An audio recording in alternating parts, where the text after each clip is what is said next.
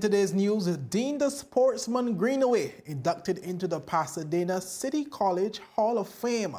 Unnecessary disruptions by the opposition during the 5th House of Assembly will not be welcome, says Premier Wheatley. And Managing Director of Prospect Reef refutes that there are any legal entanglements. And the exhibition rolled to the 15th by Trefle. Viewers, these and more stories when 284 News return. Yo, everything good, Dad? Aye. This thing got me one way, Daddy. What you mean? Ever since I hook up with this thing, can't eat, I can't sleep. This is the first thing I touch when I reach home. What you really? Hey, this ain't like you, know? Dad, this thing got me staying home. Keeping out that trouble me. Wow.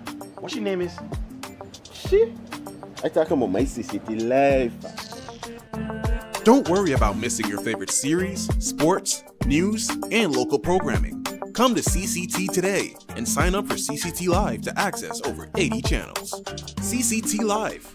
Bring it home. 1 month free trial turn into 5. 5 months turn into, well, you know I huff. I watching ball. I been watching football.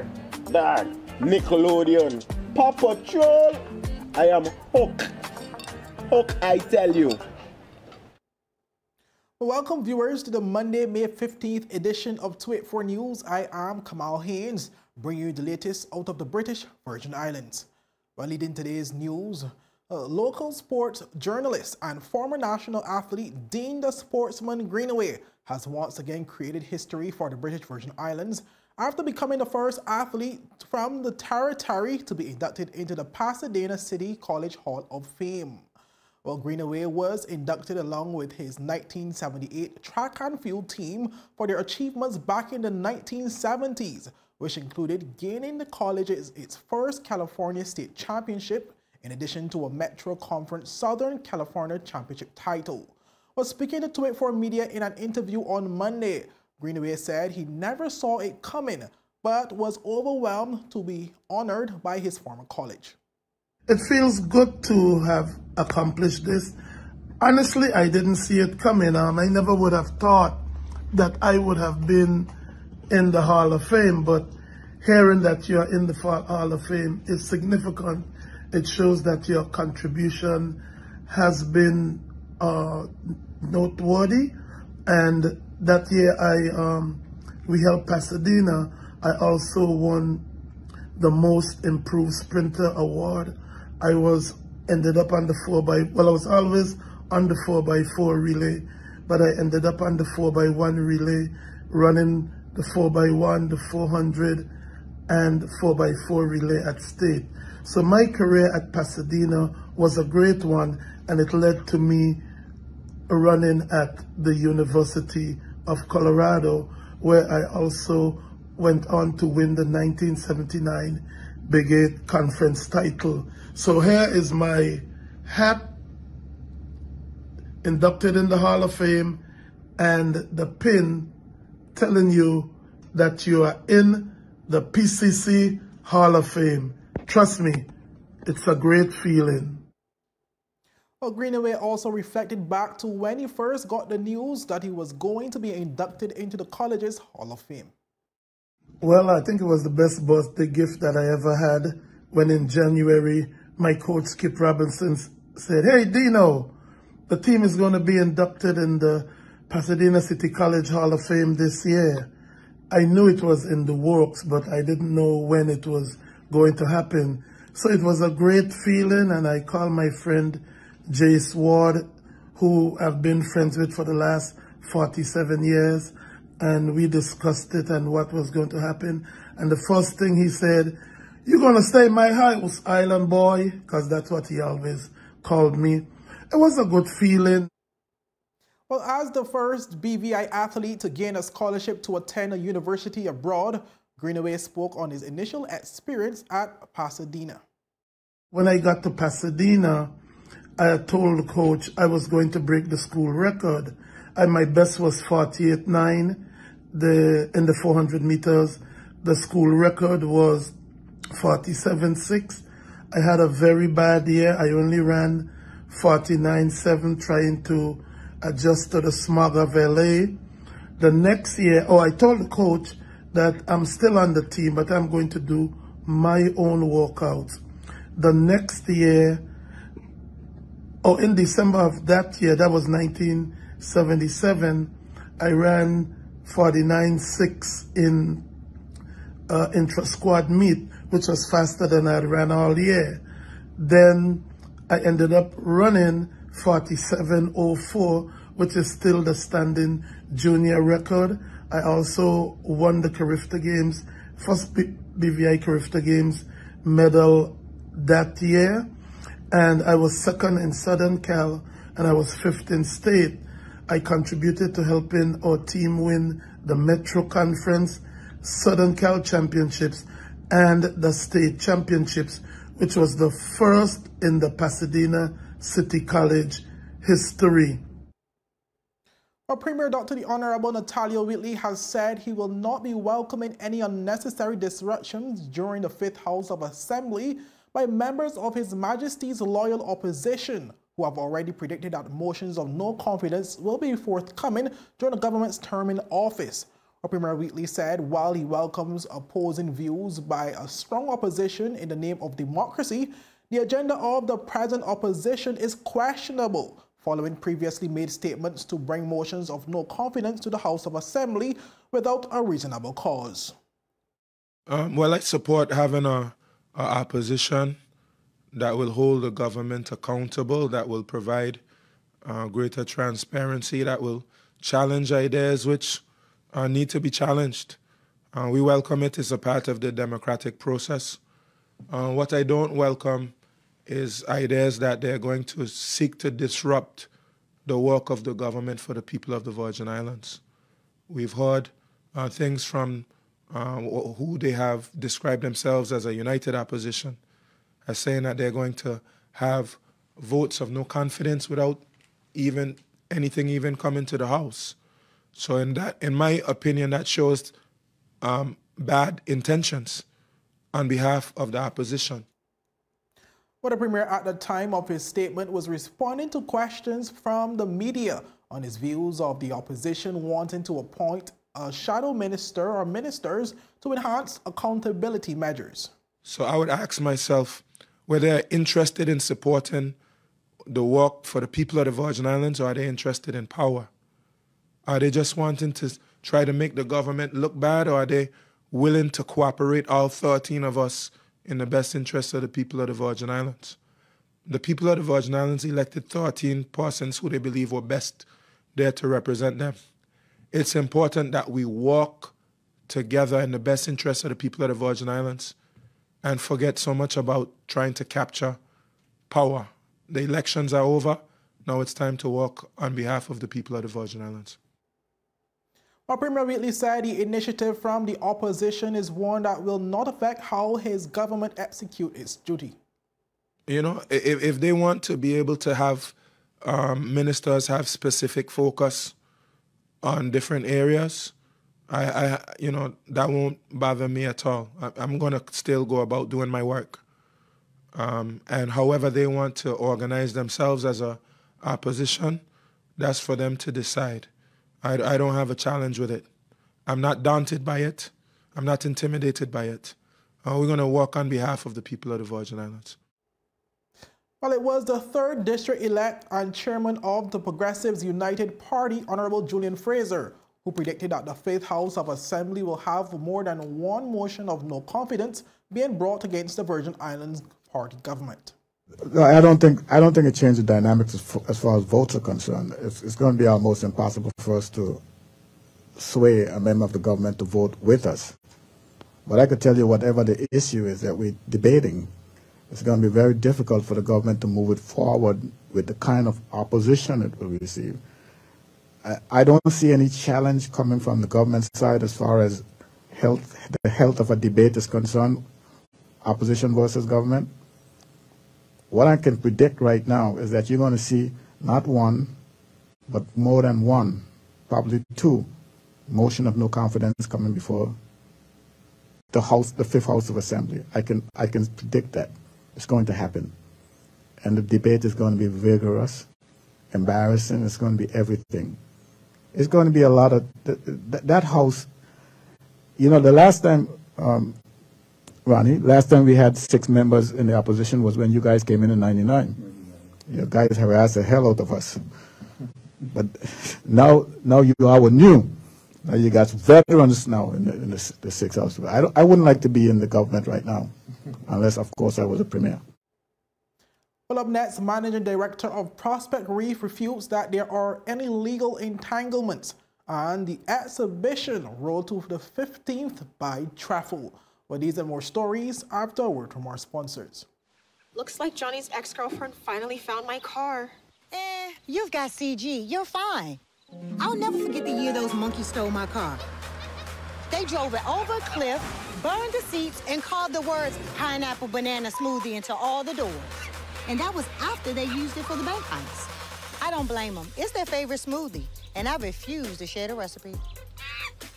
No deductible for theft, malicious damage, and more. CG Insurance. Good like that. Yep, that's me. You're probably wondering how I got here. My name is Kamal Haynes. Most of you know me from 284 News, but now you get to see me in a different light on my very own show called Health is Wealth. We have Joel Turnbull. I don't want you to arch your back when you're pulling down. Milton McLean. First of all, right, your footwork. Stephen Payne. That was a 9 out of 10. I know you got the service down pat. Steve Augustine. You did a pretty hard workout today, so perhaps... And as you can see, it's actually you're feeling it. Alonzo Boynes. Taekwondo. Adam Murrows. I'll speak as if you're an absolute beginner. I am an absolute beginner. You are an absolute beginner. And Seth Graham. It bites. It will bite. Get your water, get your fruits and veggies, and experience a wealth of knowledge about getting healthy. There goes my new car. Guess I'm back on my bike. Your bike? CG offers new car replacement. Remember my monster truck days? Well, one night I attempted a 50-foot pogo double backflip. I landed it and went to karaoke. It wasn't until afterward that my car got hit by that fisherman. He gave me some great mahi-mahi though. Anyway, they paid fast and got me in a new car. Now call a cab. I want you to meet my alpaca guy. New car replacement for the first year of ownership. CG Insurance. Good like that. Well, welcome back, viewers. Well, Managing Director of Prospect Reef, Mr. Alan O'Neill, in a recent interview with our Ron Grant, has stated that there were never any legal entanglements preventing the government from moving forward with the plans to develop the Prospect Reef Resort on Tortola. But the news about legal troubles was first shared with the public by former Premier Andrew Foy, whose last reported update was given around January 2022 and stated that progress was stalled due to some legal concerns. To this end, O'Neill stated such statements by the former leader are inaccurate. That statement is also an inaccurate statement. There are no legal entanglements on Prospect Reef property per se, none whatsoever.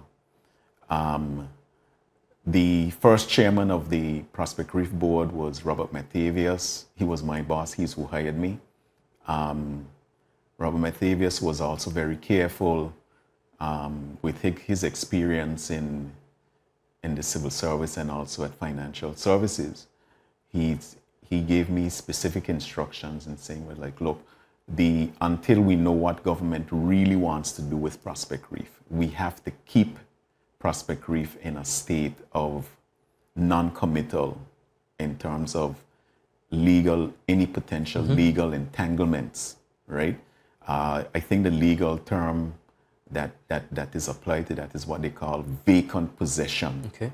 Vacant possession means that, so we did not issue any contracts, any leases, anything that someone could basically hold or bind the property onto. That may be one of the legal entanglements that maybe, I don't know what information the former premier had. That I heard may be one of those, but there are nothing like that exists. Well, O'Neill went into further detail about the timeshare aspect and that some may be misinformed in regards to claims that there were legal entanglements at the resort because the former operators sold timeshare vacations to tourists who had the legal rights to visit the property. Another thing that I heard was that there was a vacation club that was operated at Prospect Reef by the former, when C.B. Romney was operating Prospect Reef. And I heard that some individuals may be of the mistaken,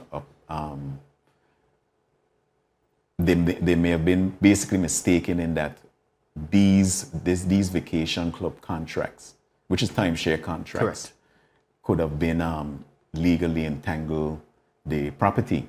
But, you know, put it into perspective. When you buy a timeshare, you're buying that week. You're buying time. That's exactly what you're buying. It's not a deeded ownership of the unit that you are buying. So there's no legal entanglement in that way. And then also the other fact that makes Prospect Reef free and clear, government didn't buy Prospect Reef from the Romneys, right? The Romneys never really owned Prospect Reef. Government bought Prospect Reef from the Cripps family, okay, who were the original developer of the property, right? So basically, by government buying it from the Cripps family, whatever the vacation club amounted to under the Romneys is the Romneys' problem. It's not government's problem. Over years, various administrations have promised to redevelop the Prospect Reef property, but none have been successful. O'Neill said that the delays in developing Prospect Reef has to do with the government's inability to decide what they want to do with the property. Moving on, viewers, to our next story, where Kristen Fraser of Trefle is celebrating 15 years of her exquisite clothing brand that has continued to make waves globally. But Trefle was birthed out of Tortola, the British Virgin Islands, by lead designer Kristen Fraser in 2008. But this luxury brand highlights swimwear, resort wear, accessories, and home goods, all under the umbrella of detail, quality, durability, and style. In a recent interview with our Ron Grant, Fraser spoke about the journey thus far. The journey. I think it's kind of hard to specify one specific thing or an area or an experience or a fashion show. I think just the entire journey has been a wave of a ride, and so I think that's the one word that sums it up. It's been a journey. Additionally, she focused in on her upcoming exhibition silent auction event, which will be held this evening at Government House. It's 15 years, 15 años, trying to get that Spanish in there. I'm excited about the exhibition. It is something new, it's something different and refreshing for Trefle. Normally what people are accustomed to when I do have my events, which is usually held once a year, it would be a grand fashion event.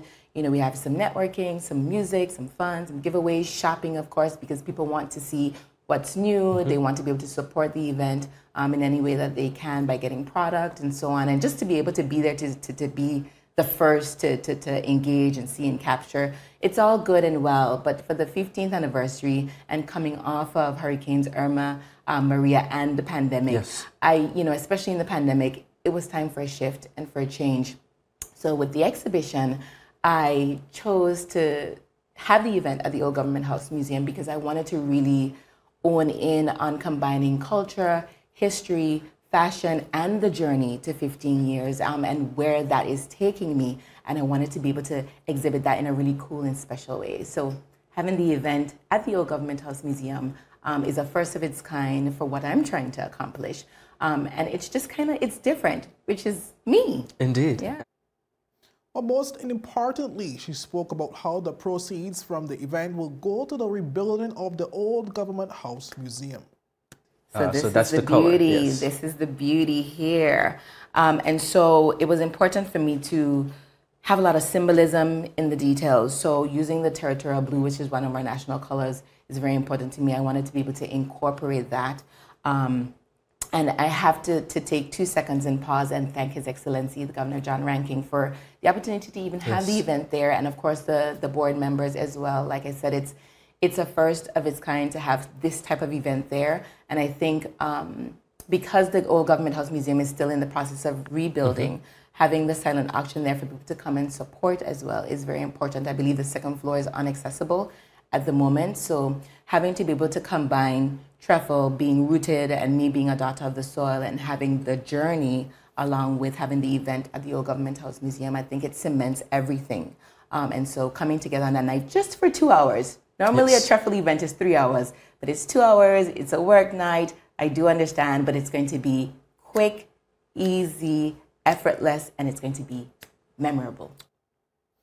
Fraser also brings youth to the forefront through the charitable arm of Trefle, a non-profit organization called 284 Foundation.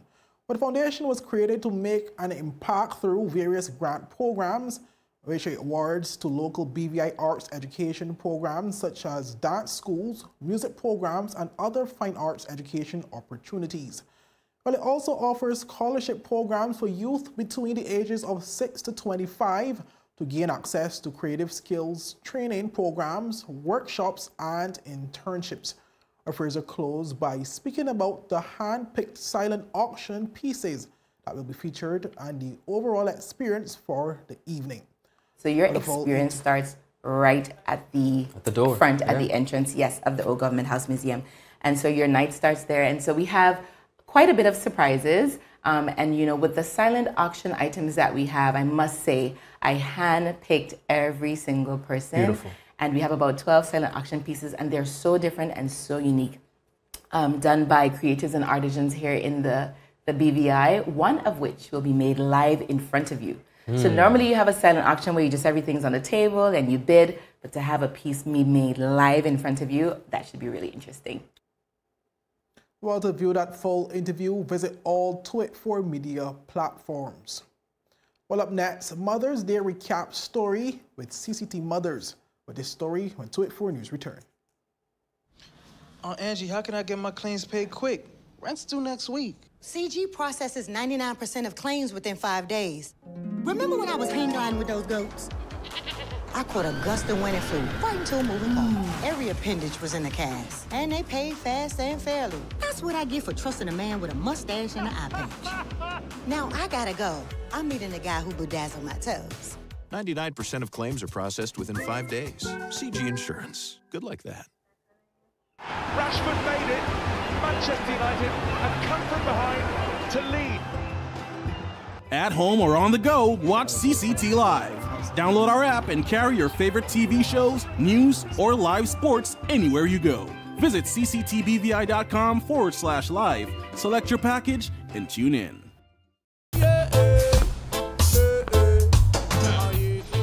Father Jesus, that line here long like church service. Alright, do enjoy the rest of it then. Next customer line, please. Wait, hold on a second. Yes, Sonny boy, come, yes, Sonny. Good morning. Good morning, Sonny boy. Hold on there. You must have cut front of people. It's okay, I'll take care of it. What? No man to take care of me. How may I assist you? Yes. You want top of power? You want top of power?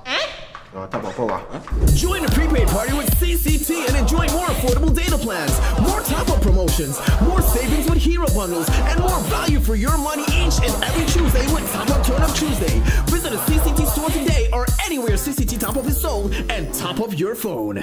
5, 10, 15, 20, 25, 30. You want top of power? Welcome back, viewers, and thank you so much for sticking with us. Well, over the weekend, the world celebrated and observed the unwavering contributions of mothers. Well, here in the Virgin Islands was no different. Our Ron Grant sat down with 4 CCT mothers to discuss their journey as well as some highs and lows. You are a new mom. What was that experience like for you? I hear so much people complain and say, well, I had to stop to do this. My life ain't like that no more. Yeah, it's true. You have to stop to do a lot of stuff, but it's lovely.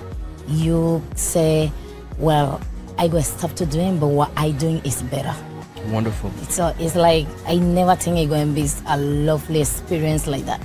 Amazing. I love to be a mother. And we're happy to have you back to work, so welcome back. Thanks. Over, you talked about your vibrant 5-year-old. What is, or what has been, in your opinion, the most difficult part of motherhood? When they actually get hurt, to see the pain, but yeah. Okay. Definitely seeing them in pain, especially before he could speak when you didn't know what exactly was happening. Definitely one of the most difficult parts. While each of the mothers seated thankfully still have their mothers alive and well, where they share their individual stories of being blessed to still have their mother. No, Mother's Day has evolved because we are celebrating mothers all across the world, and that's really why we're here today, to have the conversation and to encourage persons to love and support their mom. Unfortunately, some persons are not quite fortunate to have their moms still with us. Do all of you still have your mothers alive with you? Beautiful. So that's a blessing.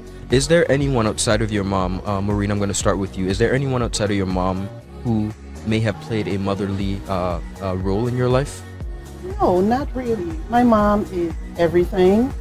And according to my coworkers at work, they still tell me that my mom have me spoiled. And yes, I'm going to admit it. Yes, she has me spoiled because if I feel like having saltfish and dumpling, or I feel like I want something to eat, I would get on the phone because she lives in St. Thomas, and I would say, Mommy, I need XYZ. And she said, okay, find out what time the boat is running. Wow. And she would put it on the boat for me, and I just go down and pick it up, and she would call me until I have it in my hand. And whatever I need, you know, I could always call my mom. And I love my mom, and I am so glad to have her around. And she is my traveling partner. I just love my mom. And ladies, tell us about your relationships with your mothers. Now that I'm a mother, I love her more because I know what she have to do to raise me where I am now. So she is my best friend. I can't say I have a best friend, no. Or if I have something to say, I go and buy somebody else first, no. I go with my mother. She showed me that side and always keep it on for me.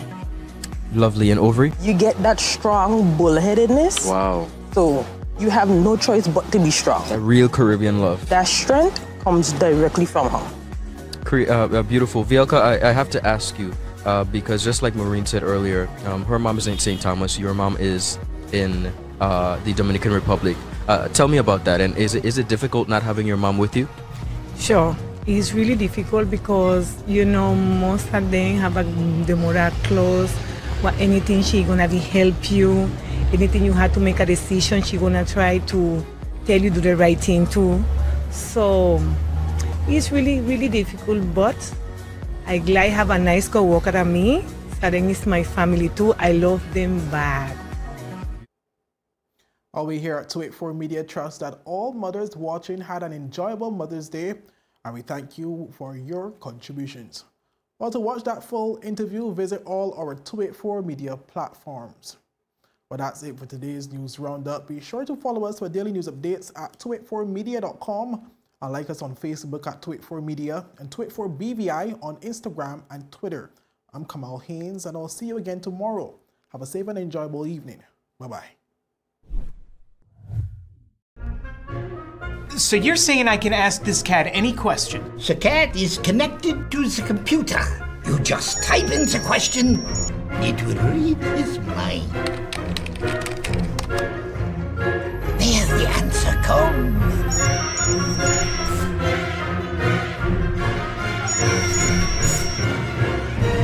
You're the man!